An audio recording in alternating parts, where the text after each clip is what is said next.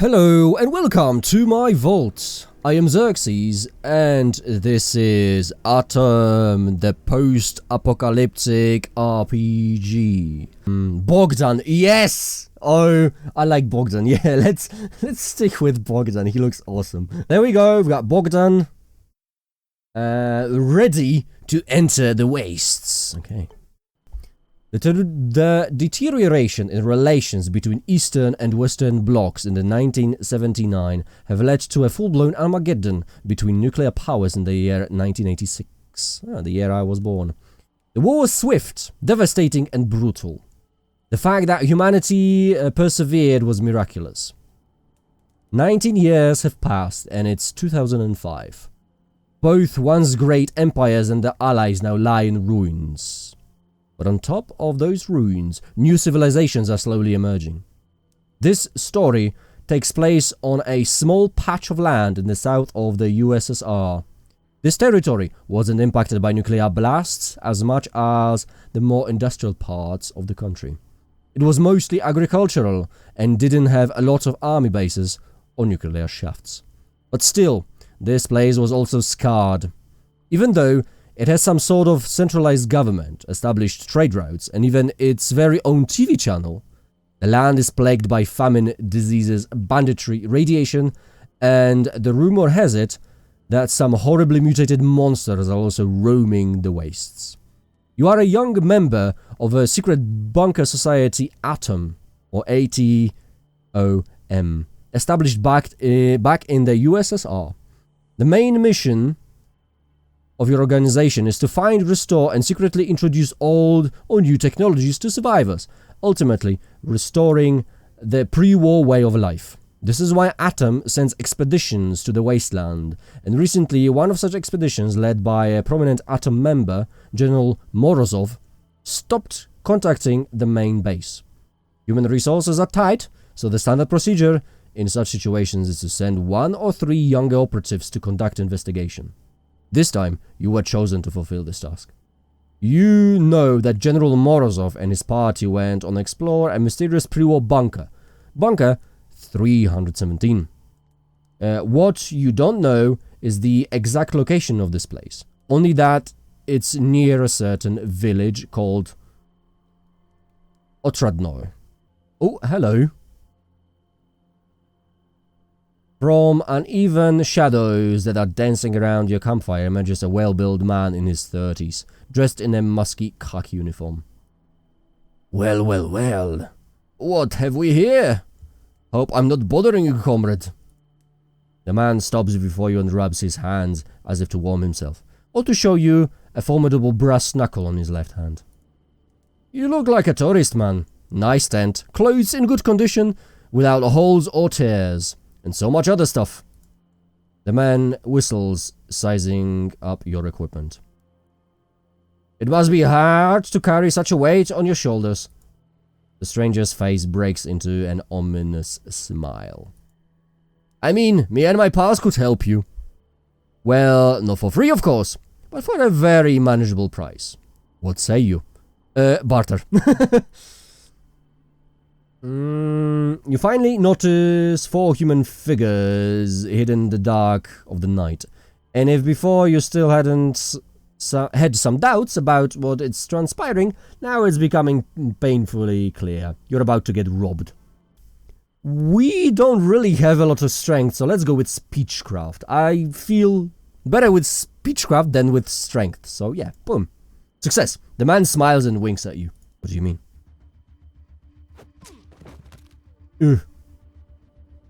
Well, it didn't look like we... Oh, my head! Those assholes! They took everything. Or maybe they left something. Let's move to the zone, I suppose. Maybe I missed something, maybe not, but yeah.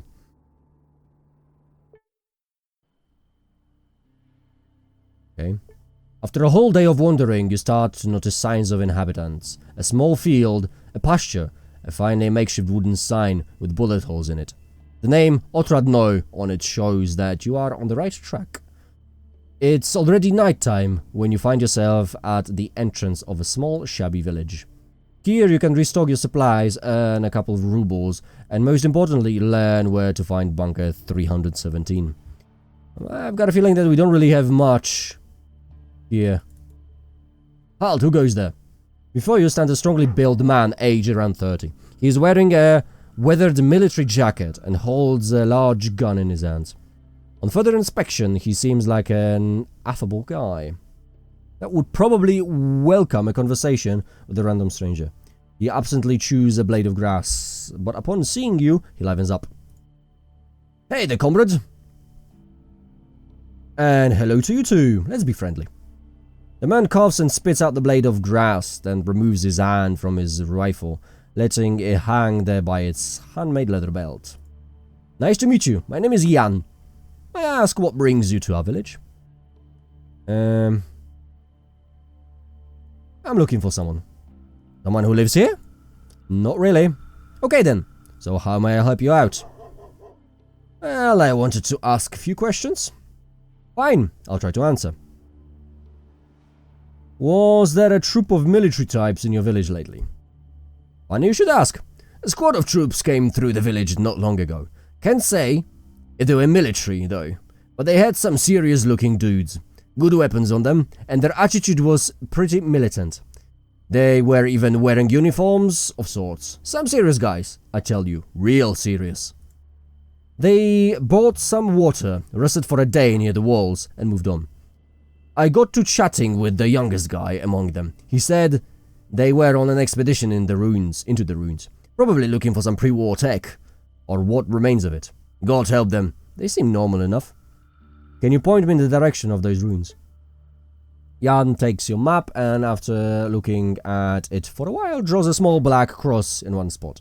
After looking at the map again, he returns it to you. Here it is, not too far away. Thanks, can I ask another question? Fine, I'll try to answer. Do you have any work available around here? Yeah, we need to do some work because we don't have anything at all. Some work can always be found. For one, our tech guy disappeared somewhere. Steblev was his surname. He loves to drink from time to time.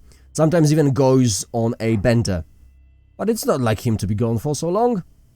The last time we saw him, he was pretty drunk, bragging about becoming a millionaire real soon. And now he's just gone. Maybe he earned his million and ran off. Maybe so. But where would he get 1,000,000 rubles? Something's shady about the whole situation. So you still have your currency. That's interesting. Jan shrugs his shoulders and vigilantly stares into the distance before turning back to you. Anyway, a real handyman would be most welcome here nowadays. Maybe you could point me to some other jobs? Well, you might try asking at the tavern. Really? There's a brother and sister in charge. Vasya and Katya Radchenko. Also, some of the villagers might be looking for manual laborers. I don't know who though. I see another question. Tell me about your village. What do you want to know? Where can I buy some weapons and who sells them? Just the village gun dealer, the trader Yashin. If you want to know my opinion, he's a nice guy, but he asks a lot for his wares. A real goddamn capitalist. On the other hand, he pays some hefty taxes and helps the guards around the town with their weapons. Yeah. He charges a lot, but he gives a lot. Understandable. You should visit him even if you don't need a gun. He only moved here recently. Being a city person, he would love to chat with a traveler such as yourself. His shop is just outside the gates to the left. It's completely possible. Now come some other questions. Had any rumors recently? One passerby told me that somewhere in the wastes is this old abandoned Boy Scouts camp. But it's not entirely abandoned. He told me that all the Boy Scouts that were there before the war are still there. But now they're feral, and they worship the devil in the rituals. He also told me that it's possible they're not Boy Scouts at all, just some monstrous creatures that took on the forms of the kids, trying to mimic us humans. If you ask me, that's just a huge load of bull. Clearly, I'm not the man to be asked about rumors. You should chat with people in the village. Maybe they'll know. Fair enough. Okay, yeah, I'll see you later. Wait, feel free to come back here whenever. It's gonna get pretty boring just standing here. If I have time, I'll visit you again. Bye. Jobs. You know, you better talk to my sister about that. I'm a simple-minded guy myself. I can sell you beer. I can sell you some spirits. That I do gladly. Need something done around the house? A light bulb screwed or chair fixed, for example? Just give me a call. But more serious stuff is for Katya's ears. She's the proactive one. Okay. He looks at a young lady who seems to be lost in some calculations. It's just that she's pretty busy right now, tallying the expenses, planning the budget, you know. And when Katya is busy, it's honestly pretty hard to get her attention. Oh, but I just thought of something. You know what she loves? Making all sorts of potions, tinctures, and spirits, that's what. Can't really understand why, but she's quite into all that chemistry stuff. Come up to her and tell her that I sent you to try out her latest tincture. That way, you'll be able to get a free drink and also get to chat with her about stuff. Sly, eh? Pretty clever, methinks. Thanks for the advice. Now let me look at the menu. Thanks. Yeah, thanks, I'll go now. Okay. Hello, your brother sent me over. He says you might have some tincture for me to try out. The girl stops her calculations and stares at you blankly. For a moment she blinks, then she smiles and tucks the tiny pencil stubbed behind her right ear. I see. Well, that's great. I doubt you've ever drunk anything quite like it. It's a new recipe, you see. Well, not really new. Well, like, forgotten by everyone. Wow, I'm really inclined to try it out. The girl nods and shows you the darker, colder corner of the tavern. From behind the bar, she produces a clay bottle labeled with the letters XXX. Yeah, drink up. Boldly drink it up. You carefully take a tiny sip. The drink has a strange sour taste. You shrug and hand the bottle back to the girl. You do not feel intoxicated, not even nauseous. You feel that you can take another sip. You take the bottle and have another. What harm can a few more sips do? Yeah. Now your head starts to spin. Nothing scary about that, right? You even return your full sensation in your limbs, like normal. But then you feel them floating in the air around you. As if all the air had suddenly turned to water. Your mouth is very dry, so you wet it with just another sip of the tincture. From someplace far away, you hear the girl calling to you, saying, "Don't do it!" But you already did.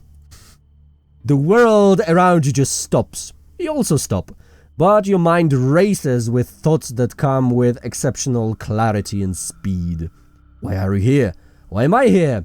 Why did I drink that stuff? Why? The sound of your own thoughts seems to you like the roll of a distant thunder. But it's getting nearer every second. And you suddenly understand that what you thought was thunder are actually footsteps. From out of a misty void, General Morozov appears before you. Looking for me? He asks, and his voice is like 100 voices in one. You cannot reply. You are frozen. Looking for me? Yeah, you're looking for me, says Morozov, and takes your hand. Let's go. You walk through the dead grey mist together. Morozov in front, you following behind. The general walks calmly, and you don't have anything better to do than simply follow him. Finally, the mist parts before you, and a strangely beautiful sight appears before you. There are mushrooms here. A gigantic, unreal, primordial mushroom forest. Their huge trunks are thicker than the biggest oaks you've ever seen. Their tops obscure the sky like giant umbrellas. The general continues to lead you onward, waving around the massive mushrooms. Weaving around the massive mushrooms, yeah. Your tour through the fantastic forest stops suddenly at a truly colossal mushroom bigger than all else. This is God, says Morozov, but you can't see him anymore, because he speaks from inside you. He speaks from your head using your mouth. You are General Morozov. Suddenly, the ground beneath your feet begins to shake and you almost lose your balance. It seems like an earthquake, but when the shaking stops, you look up and scream. For the colossal mushroom now has a human face. Bow, orders the mushroom, and you fall senseless. Holy donkeys. Your mind turns off. You sleep. For how many hours? You don't know. After finally waking up, you do not feel any of the usual symptoms of heavy drinking from the day before. Our responses, what the? Yeah, that's probably worse. He's alive! Vasya, he's alive! We took good care of your stuff while you, slept. You check your belongings to discover that you have not been robbed. Miracles really do happen in life. Listening. I'm looking for work. Can you point me towards some? Everyone's looking for work around here, but I'm afraid I can't help you personally. What I can do is recommend you to Comrade Kovalev, our village head. He always has some work to be done, but he is a respected man around here. You won't do business with someone he never seen before. Recommending a stranger to him is sort of unprofessional. Maybe if you'd help me with some chores first, I'd know I can trust you. What do you need help with? Oh well, I'm ashamed to ask, but I need some toadstools. Don't have enough free time to do it on my own. Maybe you could help me out. Picking just 5 toadstools would do. They grow on the other side of the fence, not far from here. Are you up to it? Speechcraft? Look, I'm trustworthy. Maybe we'll skip the mushroom part and get straight to the cooperation. Failure!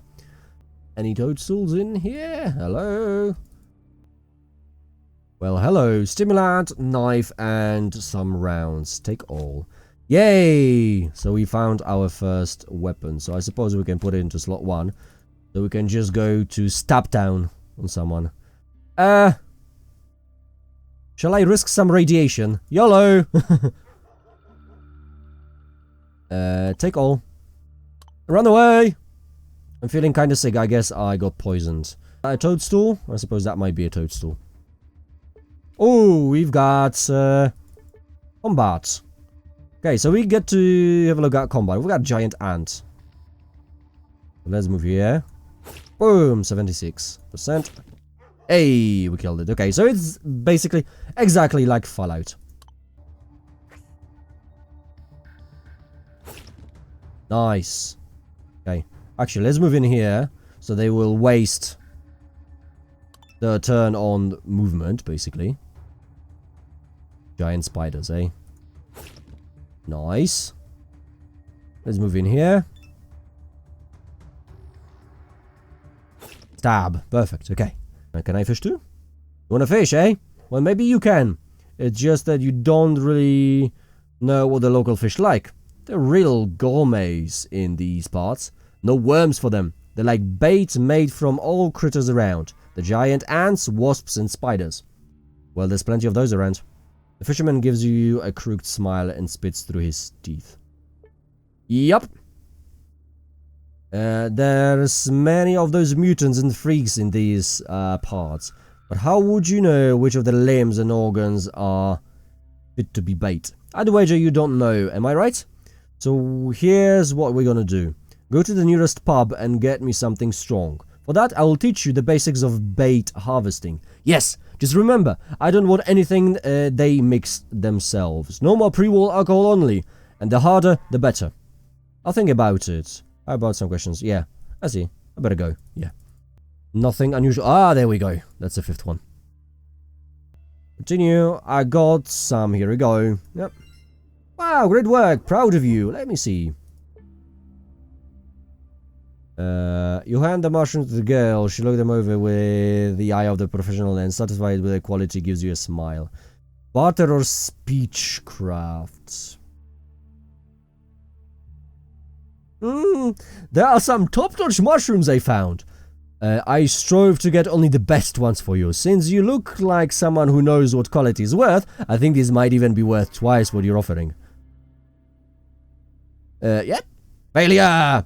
Level 2 now.